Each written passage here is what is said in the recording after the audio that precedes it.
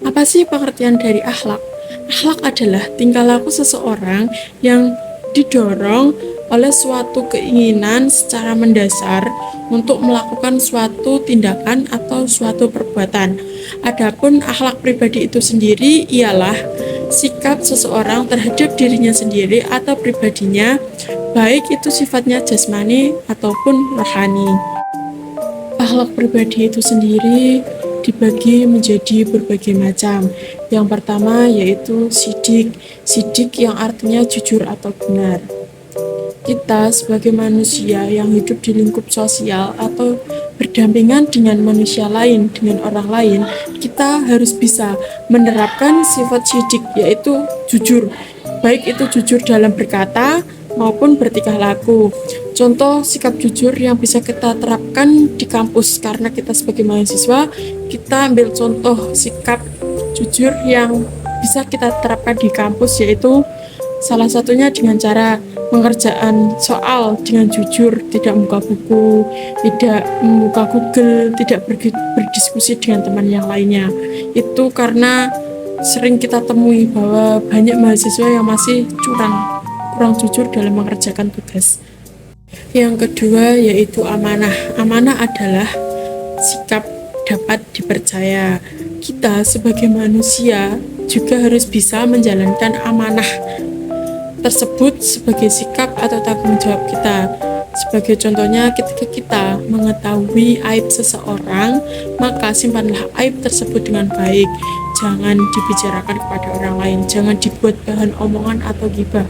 Karena sekarang ini banyak yang kita lihat, banyak yang kita ketahui, walaupun hanya beberapa orang atau segelintir orang yang sedang berkumpul, itu tidak akan jauh dari kata gibah atau membicarakan orang lain. Yang ketiga yaitu sabar.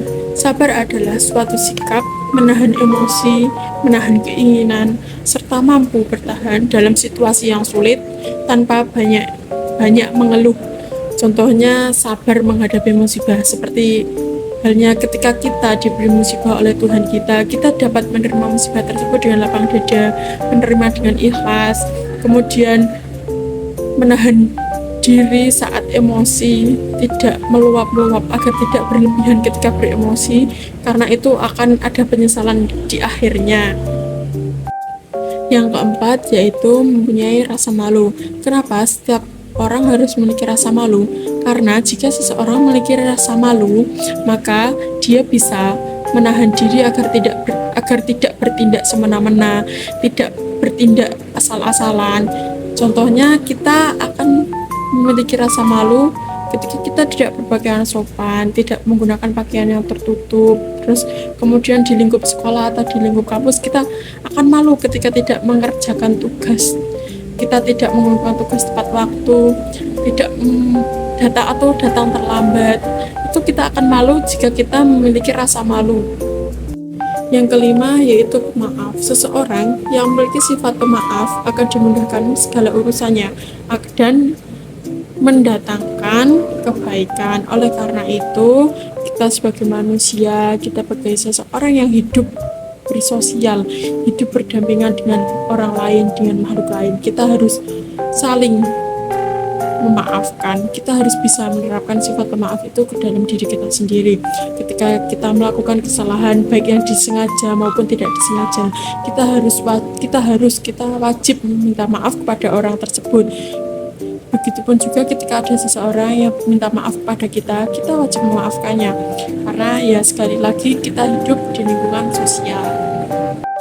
Yang keenam yaitu tawadhu, yang artinya rendah hati atau tidak sombong.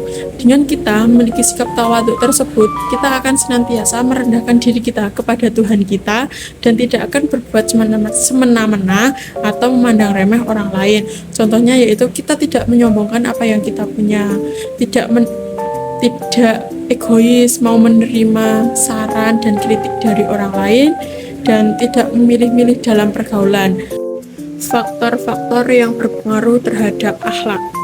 Yang pertama yaitu faktor lingkungan, yakni lingkungan yang selalu mengadakan acara dengan cara berkumpul-kumpul dengan orang lain. Oleh karena itu, Faktor lingkungan masyarakat juga dapat berpengaruh terhadap akhlak seseorang. Yang kedua yaitu faktor teman. Kenapa faktor teman berpengaruh? Karena gini, ibaratnya jika kita dekat dengan penjual parfum, maka bau kita akan wangi. Tapi ketika kita dekat dengan penjual tembakau, maka bau kita akan bau tembakau. Jadi pada intinya teman dapat mempengaruhi akhlak seseorang, akhlak kita. Oleh karena itu, kita harus pandai-pandai dalam memilih teman, pandai-pandai dalam bergaul agar akhlak kita tidak terpengaruh oleh orang lain, terutama oleh akhlak yang buruk. Yang ketiga yaitu faktor intern, yaitu faktor yang timbul dari dalam diri seseorang itu sendiri. Adapun yang termasuk dalam faktor intern tersebut adalah naluri atau insting yang menurut Profesor Dr. Ahmad Amin Warizah adalah sesuatu pembawaan yang menyebabkan seseorang itu dapat berbuat apa yang dikehendakinya tanpa memikirkan apa konsekuensinya terlebih dahulu.